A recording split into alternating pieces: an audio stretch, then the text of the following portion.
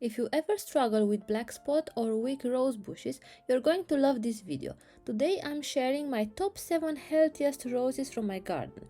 These are the roses that barely get black spot, grow vigorously, and the ones that thrive with minimal fuss and looking stunning all season long. By minimal fuss, I mean no spraying whatsoever, only water and fertilizer. Hi, I'm Florina and welcome to the Rose Enthusiast. I've grown over 70 rose varieties in my garden, and these 7 have truly stood out for their health, vigor, and disease resistance. So let's jump right in. At number 7, I have Rose Felicia by Pemberton. This is a beautiful hybrid musk, one of the healthiest shrubs in my garden. Felicia produces clusters of soft pink blooms with a gorgeous old-fashioned charm. It's planted at the back of the garden. I often forget about her, and she thrives with minimal care and fills the garden with a sweet fragrance.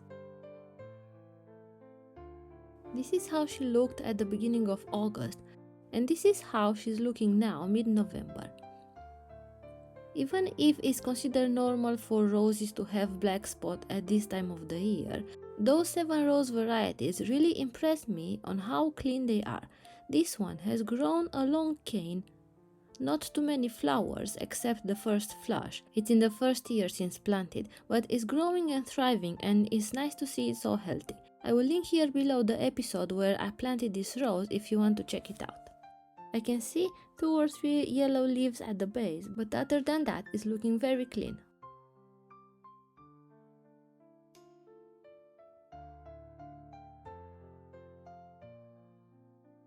At number 7, I have Sweet Honey by Cordes. This rose surprised me the most with the amount of flowers around mid-June. The foliage stays incredibly clean all year until now in November, when I see shiny thick leaves, thick canes, and a very healthy and productive rose. This is how it's looking now. You can see 2 yellow old leaves at the base. I haven't cleaned any leaves before filming this video. I want to show you exactly how those 7 roses are performing in my garden, and they really stood out amongst the others. I wish that all my roses looked the same.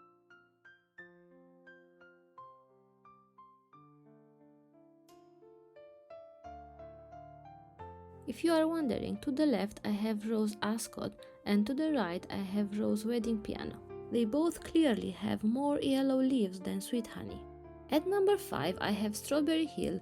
This is one of the David Austin best climber for fragrance. The plant stays lush and green even in challenging weather, and the blooms are soft warm pink with an intense sweet myrrh fragrance.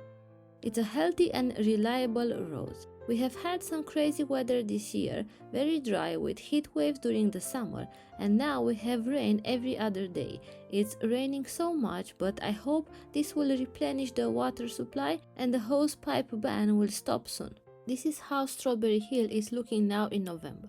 Again, like for the others, I can see a few yellow leaves at the base, but this rose has grown a lot this year, and I'm looking forward to see it in flower next year.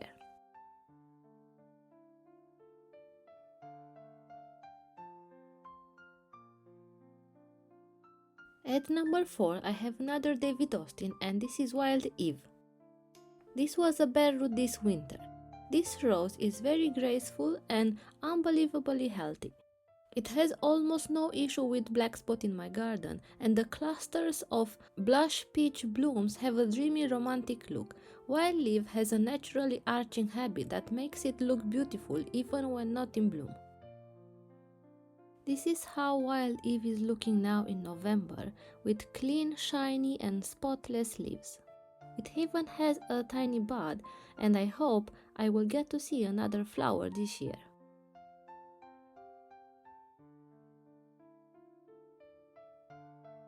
At number 3 I have Duchess of Cornwall or Chippendale by Tantau.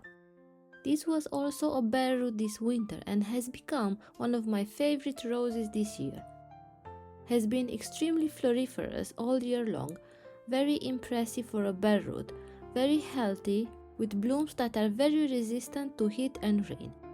This rose was a good acquisition last year and is here to stay. This is the rose now in November. The colors of the bloom changes with the cool weather, but the rose itself stays very healthy and very clean despite of the amount of rain that we had lately. It's a joy to see it thriving in my garden.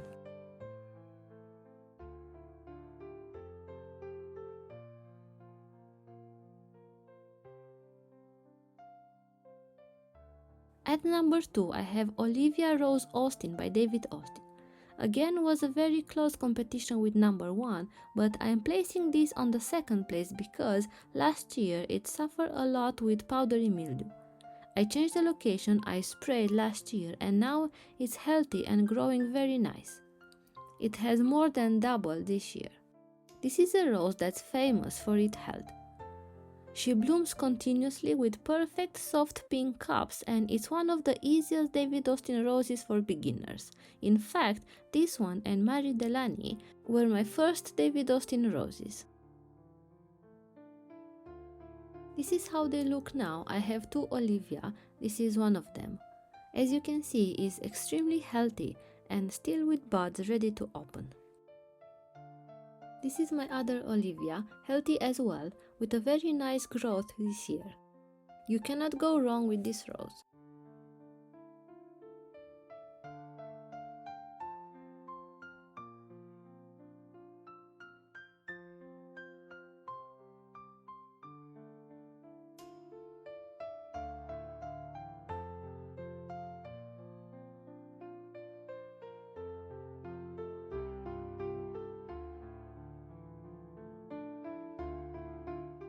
And finally, at number 1, I have again Danu by David Austin. This rose is a complete star. It has an exceptionally healthy foliage, vigorous growth, and a stunning bloom that draws attention every time. Year after year, Danu just keeps performing no matter the weather. If you want a rose that practically takes care of itself, this is the one. This is how Danu is looking now in November. Is continuing to put out blooms and is the healthiest rose in my entire garden. It's always a joy to see this rose growing so much, being so healthy and always full of blooms in my garden. As you can see, it has very nice and healthy leaves. It has reached the mature size in 1 year and the blooms are spectacular.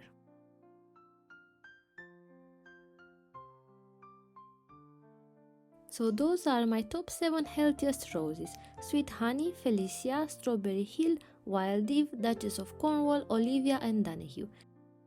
Each of these roses has proven itself in my garden as a strong disease-resistant performer.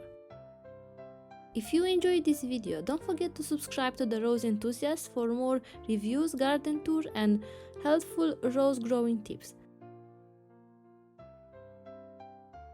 Please let me know in the comments below what is the healthiest rose from your garden. I would love to know what other rose varieties perform well. Having healthy roses is one of the most important things because if they are not healthy, they will not grow and flower. However, some rose varieties are more floriferous than others, and if you want to see my best performing roses for 2025, you can click here the next episode to watch. Until next time, happy gardening everyone, and I'm saying that because the bare root season has begun.